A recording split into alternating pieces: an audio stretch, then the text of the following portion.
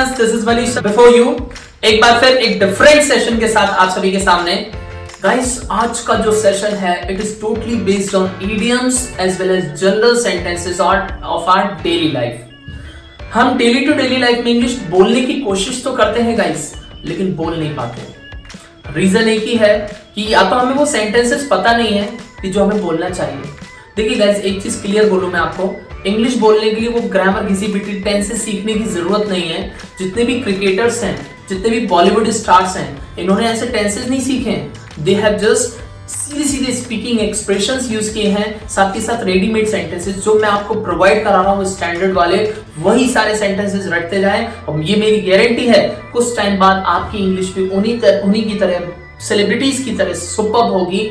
बस इन सेशंस को daily to daily practice करते जाएं।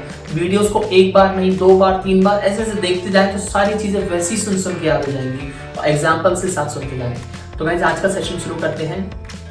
मैंने कहा बहुत सारे जनरल से सेंटेंसेस होते हैं। मैंने कहा मेरा एक दोस्त है, बहुत ज्यादा टीवी देखता है यार, बहुत ज्यादा टीवी देखता है, पकाता रहता है, सावधान इंडिया के सारे एपिसोड देख चुका है, ठीक है। तो अगर ऐसे पर्सन को मुझे बोलना है तो I can say that he is a couch potato.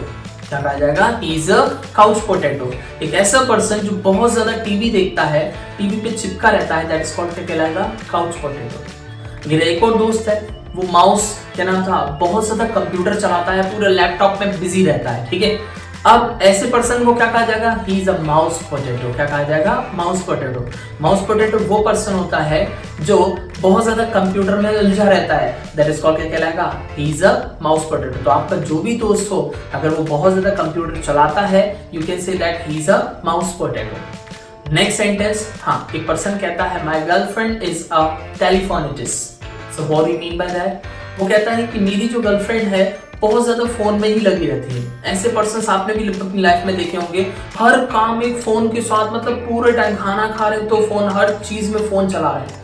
ऐसे पर्सन जो बहुत ज्यादा फोन का यूज करते हैं, फोन को छोड़ते भी नहीं, हाथ से भी नीचे नहीं रखते, ऐसे पर्सन को हम इंग्लिश में बोलते हैं टेलीफोनिटिस्ट। तो कल को आपको जब किसी के लिए बोलना हो कि बहुत ज्यादा फोन चलाता है तो ही इज अ टेलीफोनिटिस्ट, आप खुद भी हो सकते हैं। ऐसे पर्सन को हम इंग्लिश में क्या बोलते हैं? टेलीफोनिटिस्ट।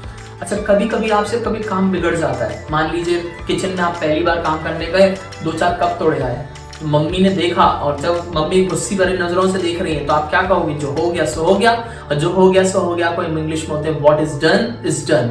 कल को कोई भी गलत काम करने के बाद आप उस पर पानी कैसे फेर सकते हो? What is done is done. इसका मतलब होता है जो हो गया सो हो गया। कई अब फ्री की एडवाइस इंडिया में देने वाले बहुत मिल जाएंगे। एक छोटा सा एग्जांपल, आप गाड़ी का स्टैंड खुला हुआ रह जाए, 10 लोग टोकने वाले मिल जाएंगे, भाई साहब ऐसा हो गया, भाई साहब वैसा हो गया, दैट इज कॉल्ड, क्या कहलाएगा? अब ऐसी परिस्थिति में जिससे आपको फ्री की एडवाइस नहीं चाहिए तो आप उनसे क्या कहेंगे?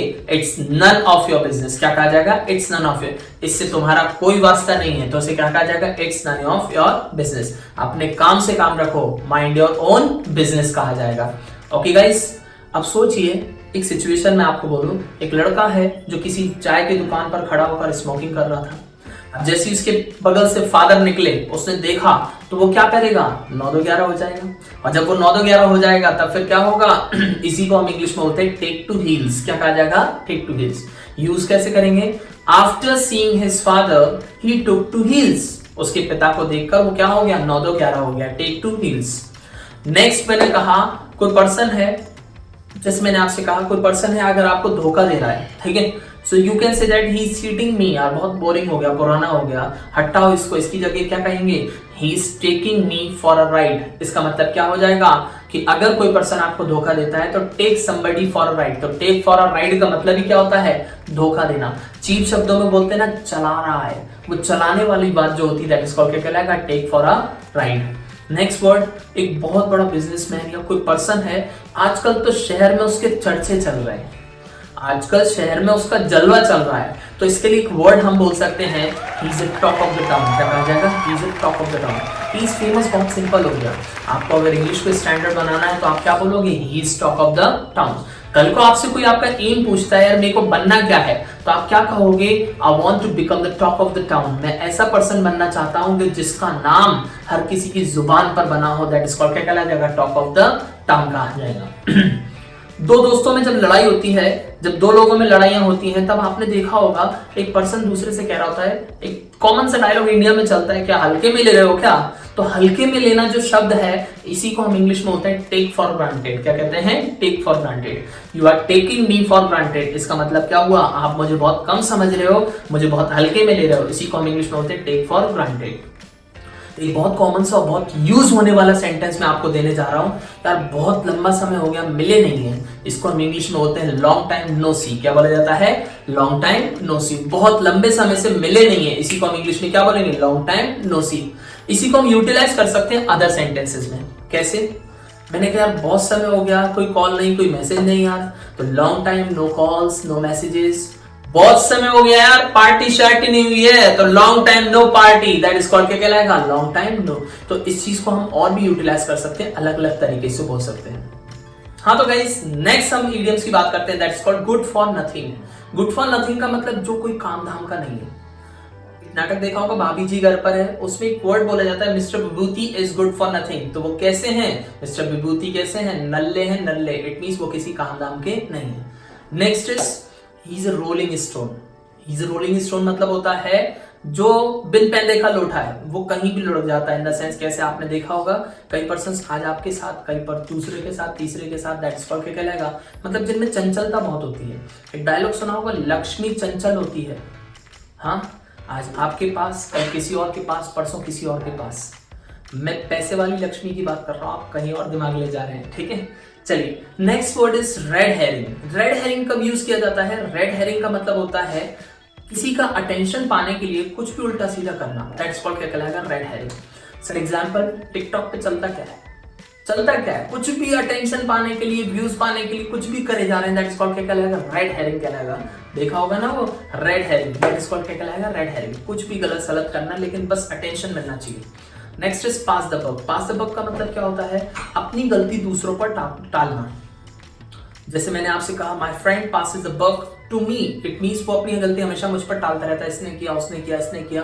That is called pass the buck. Next is pay slip services. Pay slip services का मतलब होता है कि जब अपन बात करते हैं किसके सेंस में, कोई पर्सन है जो आपका झूठा आदर कर रहा है, अनादर इन द सेंस केवल और केवल दिखावटी आदर कर रहा है, एक्चुअलिटी में वो आपकी कोई रिस्पेक्ट नहीं करता, सामने की सामने रिस्पेक्ट कर रहा है, उसी को हम इंग्लिश में होते हैं पे लिप सर्विसेज। क्या बोला जाता है? पे slip services. Guys next word है हमारा मिस द मैटर्स। इसी को दूसरे शब्दों में बोलते हैं बरी द हैचेट। दो लोगों में भयंकर लड़ाई हो गई, अब वो उन्होंने मामला सुलझा लिया है। ठीक है, गिले शिकवे मिटा लिए हैं, उसी को हम इंग्लिश में बोलते हैं miss the matters. Shahrukh Khan, Salman Khan दोनों की भयंकर लड़ाई चलती थी, लेकिन दोनों ने क्या किया? दे मिस्ड द मैटर्स, दे बरी द हैचेट। इट मींस क्या हो गया? उन्होंने अपना सारा गिले शिकवे मिटा दिए। Next is pyrrhic victory. Pyrrhic victory बहुत शानदार सा वर्ड्स है। एक डायलॉग आपने सुना होगा, जीत का मजा तब आता है जब सब आपकी हार का इंतजार कर रहे हो। इसी को हम इंग्लिश में बोलते हैं फिरिक विक्ट्री। आपने सुना सॉरी, आपने सुना होगा जैसे जब बिल्कुल एंड टाइम पे लग रहा था सबको हार जाएगा, वो हार जाएगी टीम इंडिया, और लेकिन उसको जीत के निकल के सामने आती है, उसी को बोलते हैं फिरिक विक्ट्री। होता है ना, हार कर जीतने वाले को बाजीगर कहते हैं। That is called pyrrhic victory. Drink like a fish, बहुत ज्यादा मात्रा में पीना, बहुत ज्यादा ड्रिंक करने वाले जो पर्सन होते हैं ना, उन्हीं को हम इंग्लिश में बोलते हैं ड्रिंक लाइक अ फिश। लेकिन जब ज्यादा पी लेते हैं तो they always see the pink elephants. See the pink elephants का मतलब क्या होता है? सी द पिंक एलिफेंट्स का मतलब होता है कि जैसे मैंने आपसे कहा, क्या नशे की हालत में एक के 2, 4, 5 ऐसे देखना, उन्हीं को हम इंग्लिश में बोलते हैं see the pink elephants. Sir example दोगे कैसे? 1980s 1990s की पिक्चरों की बात करें तो जब अमिताभ बच्चन या कोई भी पुराने हीरो ज्यादा ड्रिंक कर लेते थे तो हीरोइन 2, 3, 4 हीरोइंस दिखती थी ना एक की जगह, उसी को हम इंग्लिश में बोलते हैं सी पिंक एलिफेंट्स। क्या बोला जाता है? See pink elephants. Next is Dutch courage. Dutch courage क्या होता है? नशे की हालत में आई हिम्मत। आपने देखा होगा शादियों में एक पर्सन है जो डांस नहीं कर पा रहा, बिल्कुल तो बहुत शर्मा रहा है सब लोगों से, लेकिन फिर 4 दोस्त उसको किसी एक खास जगह ले जाते हैं, मंदिर में ले जाते हैं वहां से थोड़ा सा सोमरस या चरणामृत को पीकर आते हैं। ठीक है, फिर जब वो ड्रिंक करने के बाद आता है वो पर्सन बिल्कुल बदला हुआ सा नजर आता है। कैसा? कि नशे की हालत में उसमें इतनी हिम्मत आ जाती है, वो डांस कर रहा है, उसको ये पता नहीं सामने मेरे रिलेटिव है, पापा है, मम्मी, वो तो डांस करेगा। डीजे बंद हो गया तो जनरेटर की आवाज पे डांस कर रहे हैं भाई साहब, दैट इज कॉल्ड क्या कहलाएगा हमारा? Dutch courage. डच करेज का मतलब क्या होता है? नशे की हालत में आई हिम्मत। The last word is go Dutch. Go Dutch का मतलब क्या होता है? जब आप कहीं किसी होटल वगैरह में जाते हैं और दोस्तों से एक्सपीरियंसेस शेयर करते हैं, कहीं भी आप आउटिंग पर घूमने गए और बचपन में होता था ना, कभी भी होटल जाते थे, जो बिल आता था सब लोग शेयर करते थे, तो बिल शेयर करने को हम इंग्लिश में बोलते हैं गो डच।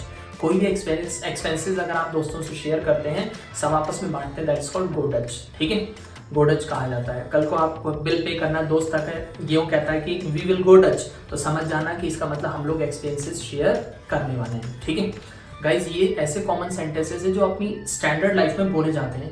इन सबको अच्छे से याद करते चलें और डेली टू डेली इन वीडियोस से नई नई चीज़ें सीखते रहें। और इस लॉकडाउन की पीरियड में ये मेरी गारंटी है कि आपका स्टैंडर्ड इस लेवल तक मैं ले जाऊंगा।